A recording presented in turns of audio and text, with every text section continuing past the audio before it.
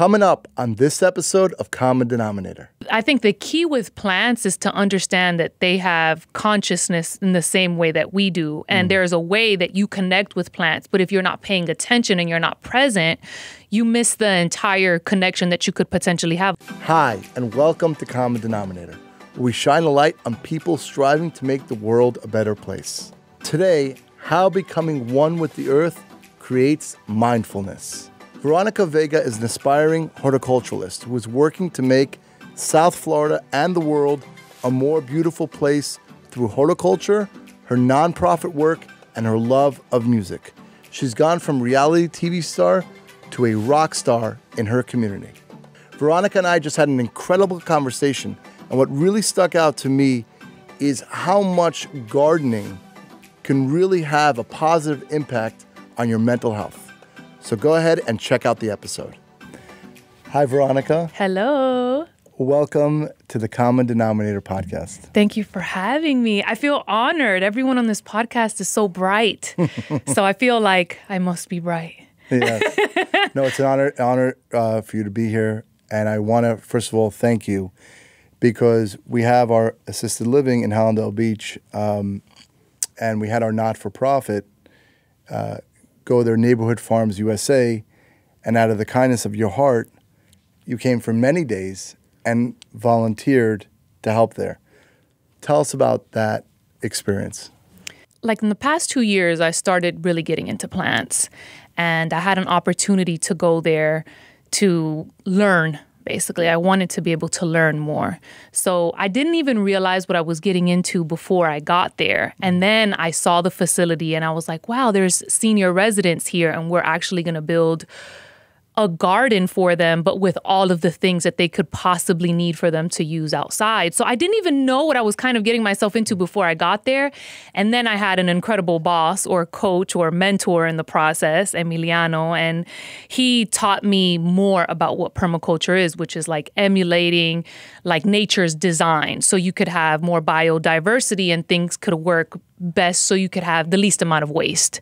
And I didn't even know these things. I'm going to school for botany, but I didn't really understand what permaculture was until I was like hands-on in that space. And then as I discovered two things, which is kind of weird, but I discovered I really love soil and I discovered I really love worms. And so as weird as that is, I realized how healthy soil is formed and what healthy soil looks and doesn't look like and how you're able to produce all the things that you're able to produce with healthy soil. There's so many things, how you design in curves as opposed to like straight because it creates less stress. And there were so many beautiful things that I learned, but then I also got to see the final product from the beginning where I worked extremely hard. We all did work extremely hard. And at the end, we were able to see how it affected everyone that lived at the residence. And it looked magnificent. And it works beautifully with the environment already. So it works with nature. Everything there is self-sufficient. If you didn't water it, it would almost grow on its own. And the plants that are planted next to them would help those plants grow. So everything comes together naturally where it needs the least amount of human help, which I think is magnificent. Yeah. So what were some of the items, fruits or vegetables that you guys planted at Seaside? Mangoes, kumquats, avocados, papayas, aloe vera, rosemary herbs, stevia sweetener. I never even knew that stevia, I might be ignorant, but I actually always and only imagined it packaged the way that you see it. And so I ate a lot of plants when I was there. Like I took leaves from it and I was eating things and trying it. Cranberry hibiscus, a lot. We planted a lot of trees and a lot of herbs and a lot of flowers. That was another thing that I learned was that the flowers help to basically create the biodiversity in the community where you're putting the plant. So it all kind of works together. And I've heard that there's a new community over there of caterpillars and butterflies, and it's like it's very vibrant there now. What is it, like 2 months now it's been? Yes. And I heard that it is very beautiful now. Everything is like, the aloe vera plants are having babies. Wow. So Yeah. first of all, we invite yourself and anybody else that wants to come visit. It's in Hallandale Beach called Seaside. And what I loved was the emotion of the residents. Yeah. You know, when we were sitting there, because they were actually, it was interactive when we had a grand opening. It was kind of interactive, and seeing, there must be this emotion, if you're just looking at it raw, like this emotion between the nature, the planting, and then the human connection. How would you explain that? The most authentic, most centered feeling that I have ever felt. So as we were outside doing work, different residents came outside and were inquisitive. You know, they had questions about what we were doing and why we were doing it. And there were people that had landscaping jobs in the past or had their own businesses, and people that like to garden. And it's kind of like it almost feels like what's right. I think a lot of times we do things that feel good, and sometimes we do things that feel good and we do them, but what feels good and right is different than what feels good. Sometimes we do good things, but they feel wrong. And this was like good and right. I think that's the best way to explain it. And it just completely fills you with purpose. So when they come out and you come in and whatever is happening in the entire space, it feels like God is there. That's the best way to explain it. It feels like everything becomes one. I mean, I think of, something simple. It's similar like to a woman giving birth. I mean, I don't even think science really understands that. You know, it's like the craziest thing. Or you take seeds and sunlight. I mean, if you just take a step back and think about it, I think you're accurate. I mean, right? Something greater than ourselves. All of a sudden, there's food that grows, and you can eat it, and it's good for you and sustains you. I mean, just that concept, it's really kind of mind-blowing for me. But I want to, because I do know a lot of people are beginners, and I was a beginner not too long ago. If someone wants to start on their journey of gardening, what practical kind of key steps, how should they start? Well, I think the first step is to maybe get a plant or two plants for the inside of your house. And I think to be able to create a connection, so now you could start having a connection with plants, because I think the key with plants is to understand that they have consciousness in the same way that we do. And there's a way that you connect with plants. But if you're not paying attention and you're not present, you miss the entire connection that you could potentially have. A lot of people say that their plants die, or that they don't have luck with plants, or that they don't have a green thumb. And I always say that it's about the attention that you pay to the plant, the attention that you give to it.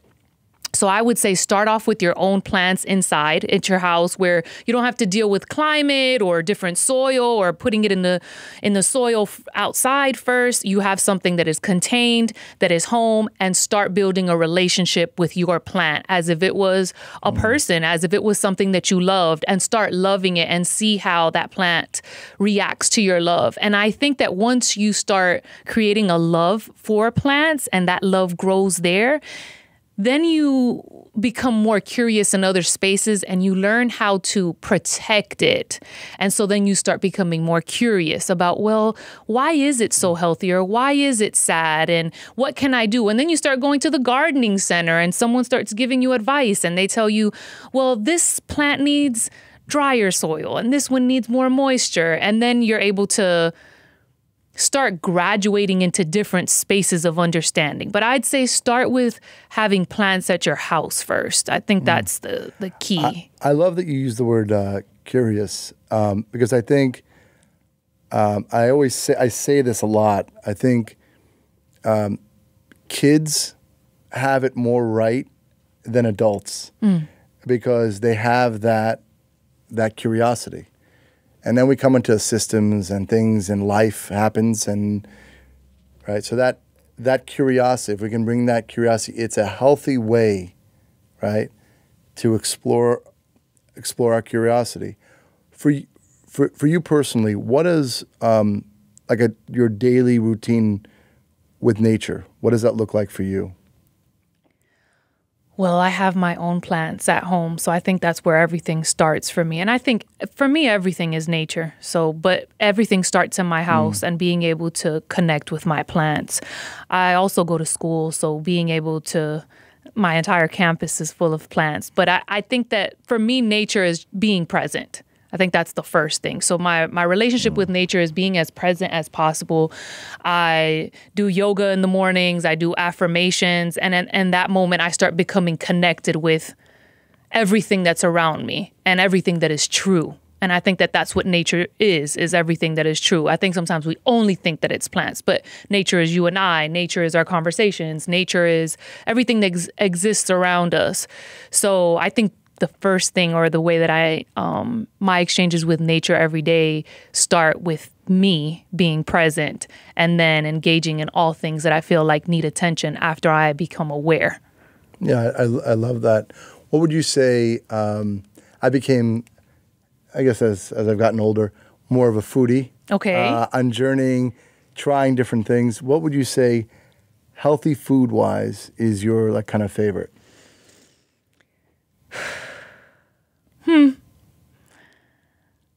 Whew.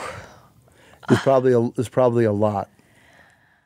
Yeah. I've recently gotten into an Indian Ayurvedic dish called kachari. Familiar. And it's so fulfilling. My dosha is Vata, and so everything that is warm and is really great for my body. So that's actually how I even got into botany, is through Ayurvedic herbs. And I think that's probably one of my favorite healthy dishes. It just has everything. It's all encompassing. It has everything that you need in it to make you feel comfortable. Yeah. I do some kind of quinoa with vegetables. Okay. But like also warm. I'm also like the warm dishes. The warm is a very, it's so underrated, because I always thought, even with salads, like eat everything cold. And once I started eating warm things, I started feeling like my body was more balanced. I felt less sharp, more rounded. Yeah. Not in a chubby way. Yeah. Yeah. So, I mean, we're really with Neighborhood Farms USA. And again, thank you so much for volunteering. Thank you. You know, we're really thinking, what are the areas to unite people, to get people with a purpose that's neutral, that's authentic, that's real. And again, I'm glad that you're coming on the show and telling us about your personal experience. But that's the idea, people kind of creating a spirit of community, people working together towards something healthy, which is in its nature, creating these community gardens, people working together to create the community gardens. Hopefully we'll be able to expand, throughout the country. Yes, you will. Yeah, no, we're doing it step by step, and it really came from my wife's journey. She constantly growing up was not well, and she figured out that it had to do with her food intake. It was all packaged foods, and so hopefully that's the win-win. If we can get people together as a community to create their own food, and they'll get the food for free, right? They get it, and they're able to use it in their dishes. Hopefully that'll create something meaningful. Yeah, it will. Absolutely. So yeah, it already does. It already is here. It's already here. Just a quick reminder, this is the Common Denominator podcast. And if you're enjoying this episode, please give us a 5-star rating, review on Apple Podcasts, and check out our new Common Denominator Instagram page. Thanks, and back to the show. Tell us, I know you have your own not-for-profit. Yes. A2MIA. Yes. So first of all, what does that stand for? Atlanta to Miami. So cool. It's actually started from a dare to ride my bicycle from Atlanta to Miami in 2016 with my best friend. And we took that journey. It was 777 miles approximately. We got lost and things like that happened. But we arrived, and through that journey, there was so many things that we realized, ways that we connected with nature. Also, it just kind of like mirrored what life was on a bicycle in a short amount of time. And I realized, like, oh, who is it that wouldn't be able to do something like this? Because as we rode our bikes, there were so many people that were like, it's impossible to do something like this. I could never do something like this. And it really made me think, like, who wouldn't be able to do something like this? And it's people that don't have their mental health in the right place, or maybe have any type of mental, like, I guess, difficulties, to say it the best way possible. So we decided that we wanted to give back to the community in regards to mental health. So basically what we do is that we create awareness and raise funds for organizations that aid in mental health by doing this cycling trip from Atlanta to Miami each year. And we sponsor the cyclists that come on the ride. So they come on this ride for free. All they have to do is give a donation before they start. So we would give to the two organizations at the end. We always give to an organization in Atlanta and one in Miami.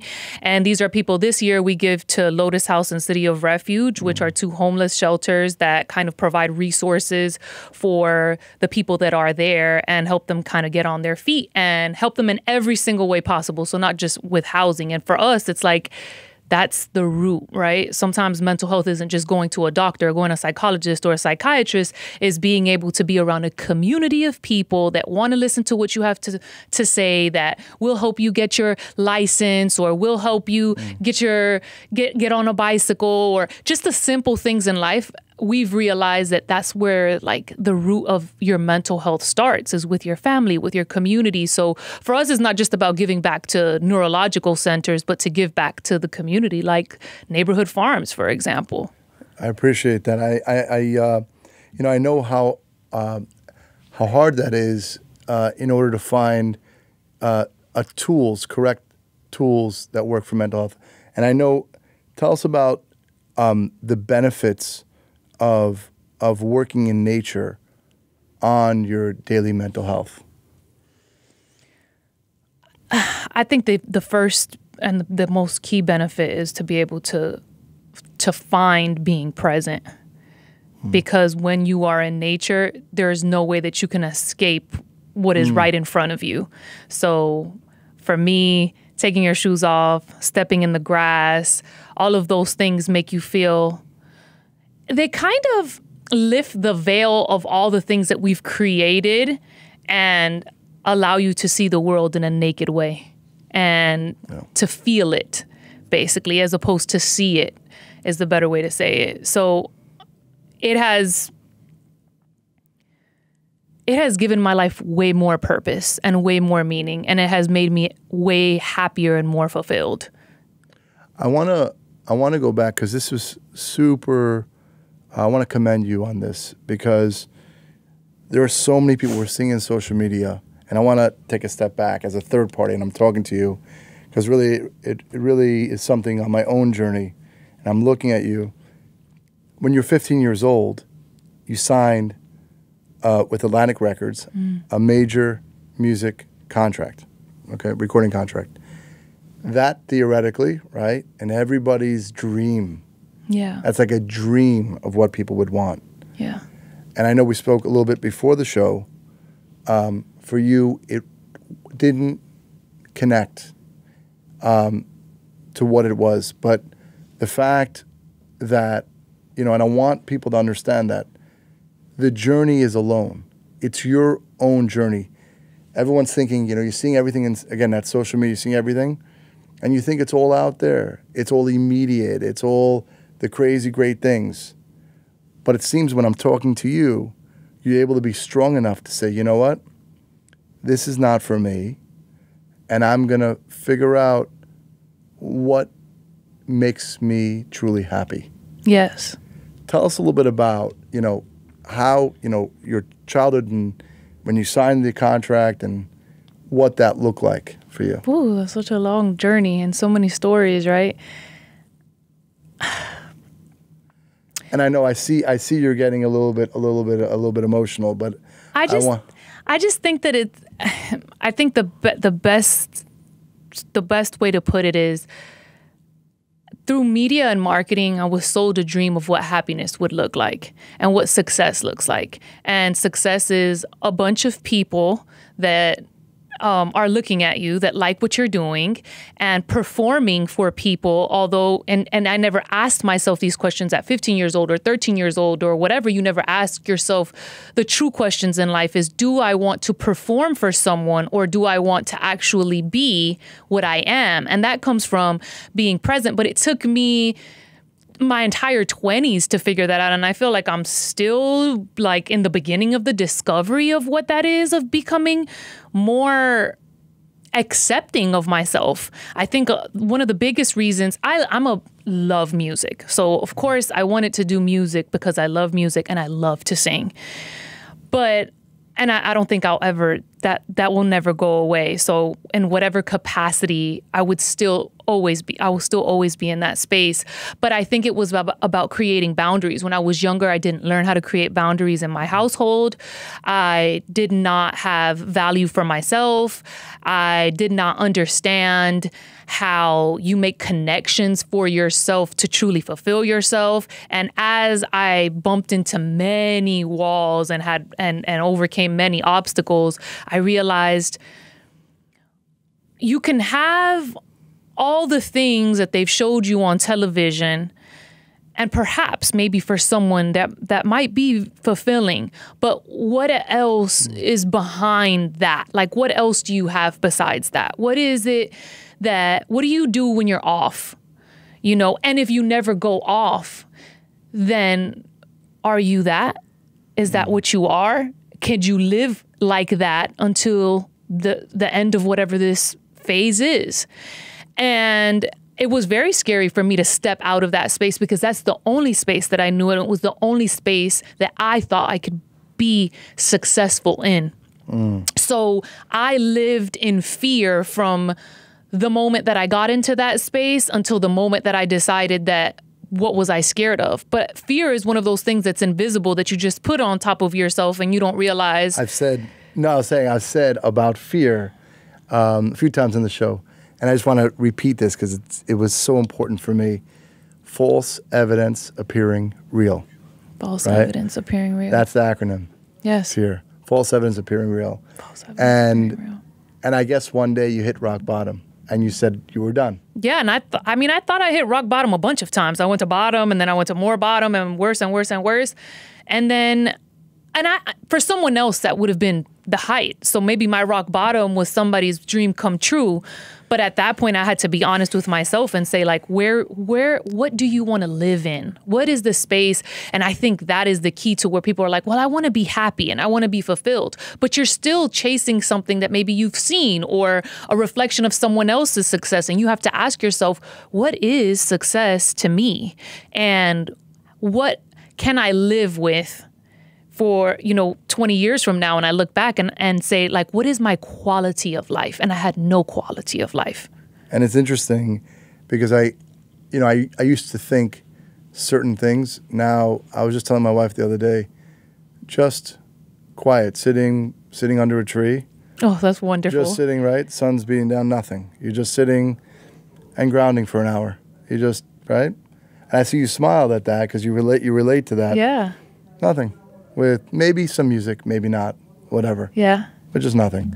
And it's amazing how, because that's what we are. We're emotional beings, right? It's like, I always say pen to paper, and that's where you begin, right before you go to sleep. Right. You always that's your truth. That's your beginning. Yeah. And it's amazing how at your age you began to, as a baby, right? Start from the beginning.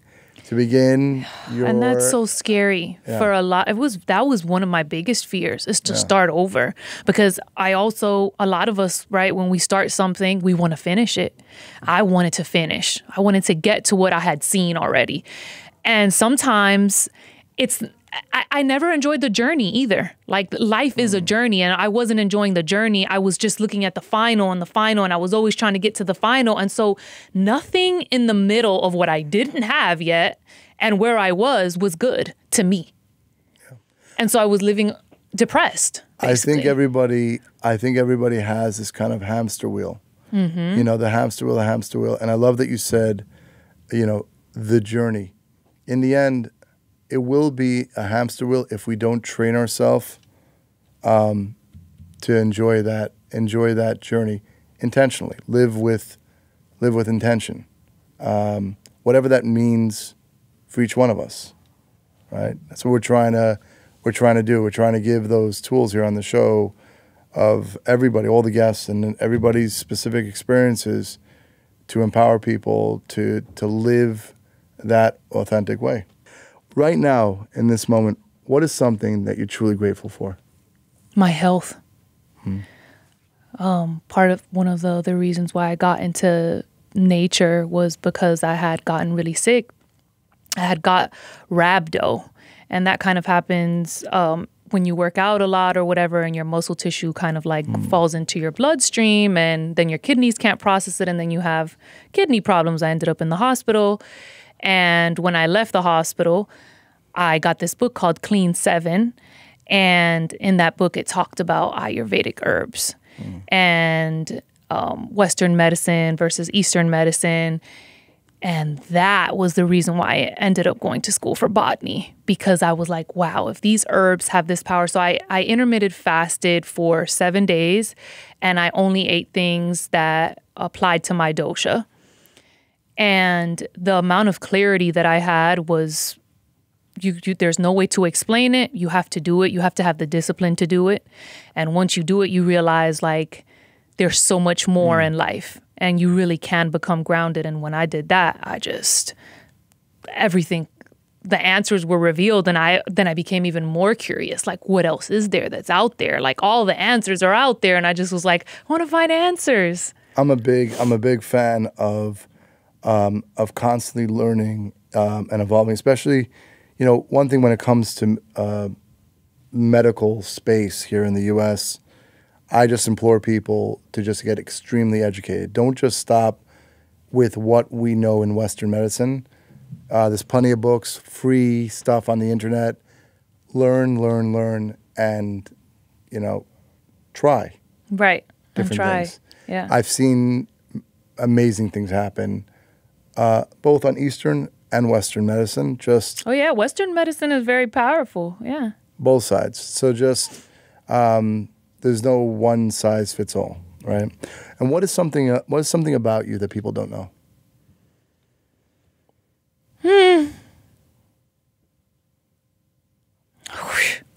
I mean, I'm sure there's a million things that people don't know, but I guess what would be interesting that they don't know, that I'm really, really, really sensitive. And like, I'm sensitive to energy. I'm sensitive. If you say something to me, everything that is said and felt and that exists in my surroundings, I feel super deep and I care super, super, super hard. So as much as it may seem like, brush it off, or it doesn't matter, or maybe I'll ignore it just because I don't want to create chaos, I care really, really, really deep. Being an empath takes tremendous specific work, and it's very hard to explain to people. It's just the way you were born, and it's a journey, and you have to keep on developing tools. You should always care, because that's your X factor, right? Always remember that. Veronica, I want to thank you. It's really been great to have you as a guest. How can people follow you, be in contact with you on social, etc.? Oh, my social media is Veronica Vega on all platforms. And if you're interested in joining our bike ride next year, it's actually A2MIA hosts a bike ride called The Journey to Purpose. And you can go on official A2MIA.com and you could apply to be a part or volunteer or be a part in any way possible. But official A2MIA is my hub, is my home, is my passion. And thank you so much. Thank you. Thank you. It's really been a pleasure. Thank you. I hope you enjoyed my conversation with Veronica. Please subscribe to the show so you don't miss an episode, and follow us on YouTube and Facebook at Popack, and on Instagram at Common Denominator. Have a great day, and I'll talk to you again soon.